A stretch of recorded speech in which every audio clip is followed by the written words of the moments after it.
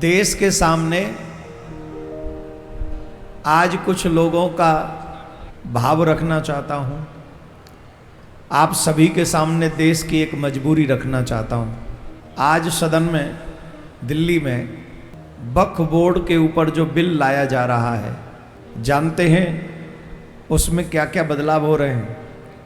अभी तक उसमें यह है कि अगर वक्फ बोर्ड आपकी जगह पर अधिकार जमा ले तो उन्हीं का एक कोर्ट है, उसी में आप एप्लीकेशन दोगे, उन्हीं का जज सुनेगा, उन्हीं का निर्णय करेगा, उन्हीं के लोग होंगे। लेकिन इसमें इस बिल में जो संशोधन हो रहा है, आप हाई कोर्ट जा सकते हैं, आप नॉर्मल कोर्ट जा सकते हैं, आप सुप्रीम कोर्ट जा सकते हैं, आपको न्याय मिलेगा। अगर उनकी जगह है तो उनको मिलेगी, तुम्हारी जगह है तो तुम्हारी मिलेगी। बताइए गलत है कि सही है? दूसरा, उन्हीं की महिलाओं को कोई इंट्रेंस उसमें इन्वॉल्वमेंट नहीं था, तो उनकी 2 महिलाओं को उसमें प्रवेश मिलेगा। ये सही है कि गलत है? खैर मुझे इससे कोई मतलब भी नहीं है, वो उनका विधान है कि उनको क्या रखना है। लेकिन सरकार वक्फ बोर्ड बिल को पास कराने के लिए जा रही है। उनको देखकर मुझे ऐसा लगता है कि उनके चाहे नेता हों चाहे धर्मगुरु हों, सब इस बिल के अगेंस्ट खड़े हैं और पूरे देश में माहौल बना रहे हैं, हाँ या ना, कि ये बिल पास नहीं होना चाहिए।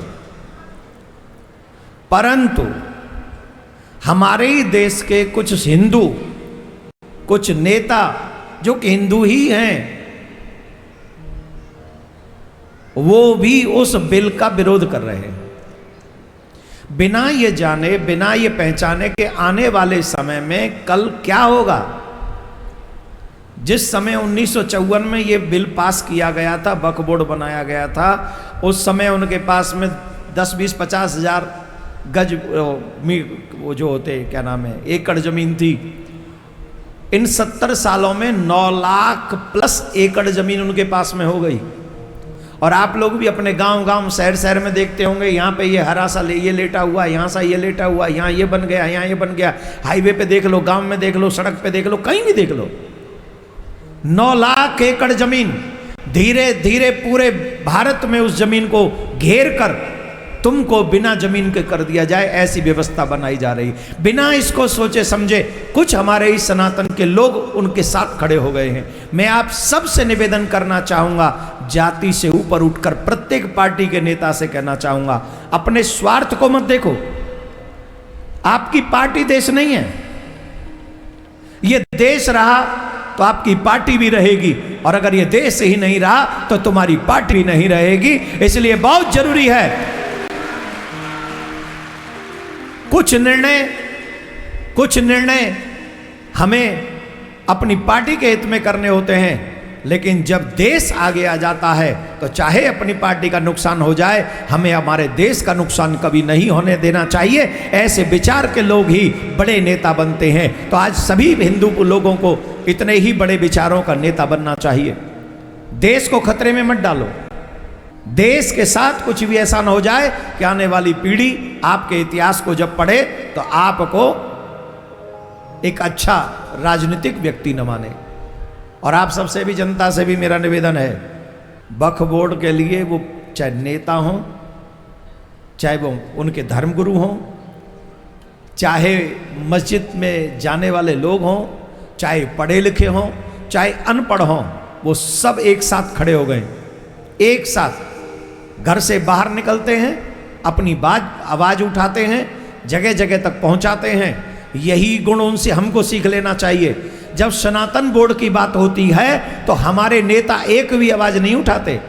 हमारे लोग, आप लोग भी, हम लोग भी सब मौन रहकर अपने सिर पेट की बातें करते हैं। अरे धर्म की रक्षा के लिए अपना स्वार्थ छोड़ना पड़ता है। जब अपना स्वार्थ छोड़ देंगे तो धर्म की रक्षा होगी, और धर्म की रक्षा हुई तो आने वाली पीढ़ी की भी रक्षा होगी, इसमें कोई संशय नहीं। ईमानदारी से बताओ, सनातन बोर्ड बनना चाहिए कि नहीं बनना चाहिए? जोर से बोलो, बनना चाहिए कि नहीं बनना चाहिए? कैसे बनेगा?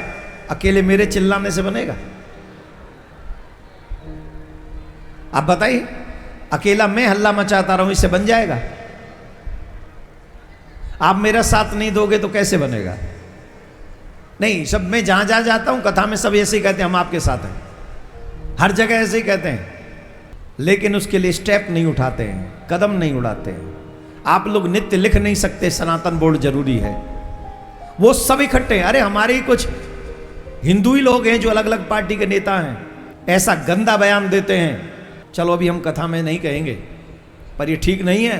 किसी भी जाति में जन्म लेने वाले हिंदू को ये नहीं भूलना चाहिए कि आखिर हमने दूध तो हिंदुआनी का ही पिया है, हिंदू माँ का ही पिया है। इस भारत माता का कर्ज है हमारे ऊपर, हमें ये कर्ज उतारना पड़ेगा, और इसका कर्ज तभी उतार सकते हैं जब हम इसके साथ इसकी रक्षा करें और अपने धर्म की भी रक्षा करें। बोलो राधे राधे। ऐसे नहीं, जोर से बोलना पड़ेगा। वक्फ बोर्ड के पक्ष में जो भी लोग वोट डालेंगे तो उनके मौलाना ने कहा कि हम उनको देख लेंगे। समझ रहे हो आप? उन्होंने क्या कहा? जो इसके साथ खड़े होंगे उनको हम, मैं ऐसे नहीं बोल रहा हूं, टीवी चैनलों पे इंटरव्यू देख लो उनका, गूगल चेक कर लो, सोशल मीडिया पे पड़ा है, ऐसे नहीं बोल रहा हूं मैं, बिना प्रमाण के नहीं बोलता। उन्होंने कहा जो भी वक्फ बोर्ड के विरोध में अपना वोट डालेगा उसे हम देख लेंगे। देख लेंगे मतलब हम लोग कभी भी उन्हें समर्थन, यही बोला, इसका मीनिंग यही हुआ, देख लेंगे। तो हम सब हिंदुओं को भी एक कसम खा लेनी चाहिए आज, जो इस वक्फ बोर्ड के पक्ष में खड़ा होगा, हम उन पार्टियों को भी हम देख लेंगे और उन्हें बता देंगे समय आने पर कि आप अगर हमारा साथ नहीं दोगे तो हम भी आपका साथ नहीं देंगे। एक बात बता दूं, मेरे देश मेरे धर्म से ज्यादा बड़ा मेरा घर नहीं हो सकता, मेरी पार्टी नहीं हो सकती। हमें भी ये कहना चाहिए कि हम भी उनको देख लेंगे जो आज उनके साथ खड़े हैं। और मैं तो कहता हूं जिन जिन पार्टियों ने अगर वक्फ बोर्ड को बचाने के लिए वोट किया और सनातन बोर्ड के लिए आवाज नहीं उठाई, आज हम यहां से कह रहे हैं हम जीवन में कभी आपको वोट नहीं डालेंगे, कभी भी नहीं। हमारे पास कुछ नहीं है सिवाय वोट के, और अपनी वोट की गारंटी है, हम तो नहीं डालने वाले भाई। सिर्फ बोल बोल के, सिर्फ गंगा में नहाने से हम धर्मात्मा नहीं हो जाएंगे। धर्म की रक्षा करने के लिए प्राण भी बाजी लगानी पड़े तो हमें प्राणों की बाजी लगानी चाहिए। फिर जीवन क्या है, फिर घर क्या है, फिर कुर्सी क्या है? धर्म धर्म चिल्ला चिल्ला के टीवी चैनलों पे हम धर्मात्मा हो जाएंगे क्या? मंदिरों में घंटी बजाने से हमारे धर्मात्मा हो जाएंगे? धर्म की रक्षा करनी पड़ेगी तब धर्मात्मा होंगे हम। और जो मेरे धर्म के साथ न खड़ा हो, मुझे उसके साथ खड़े होने में भी पाप लगेगा। पितामह भीष्म धर्मी नहीं थे, मारे इसलिए गए क्योंकि दुर्योधन के साथ खड़े थे। वो सब मारे जाएंगे जो धर्म को मिटाने के लिए छुप के प्रत्यक्ष अप्रत्यक्ष रूप से जो उनके साथ खड़े होंगे वो सब मारे जाएंगे। लिख लेना आज मेरी बात को, व्यासपीठ से कह रहा हूं, द्वेष से नहीं कह रहा हूं। धर्मो रक्षति, पढ़े हो कि नहीं?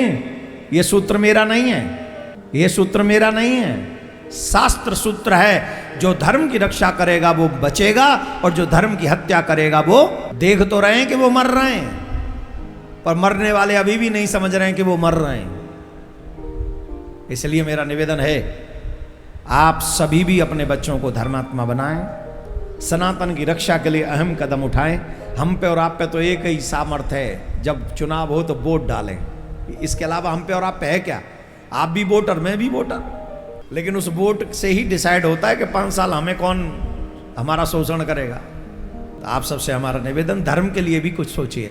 अच्छा बताइए, सच्ची सच्ची बताइए, हम गलत कह रहे हैं कि सही कह रहे हैं? बोलो, आज के बाद जो आप कहोगे इस पक्ष में धर्म की रक्षा के लिए हम वही करेंगे। क्या बात है, जियो मेरे लाल। हम तो यही कहेंगे तुम भी सनातनी बनो और अपने बच्चों को भी सनातनी बनाओ।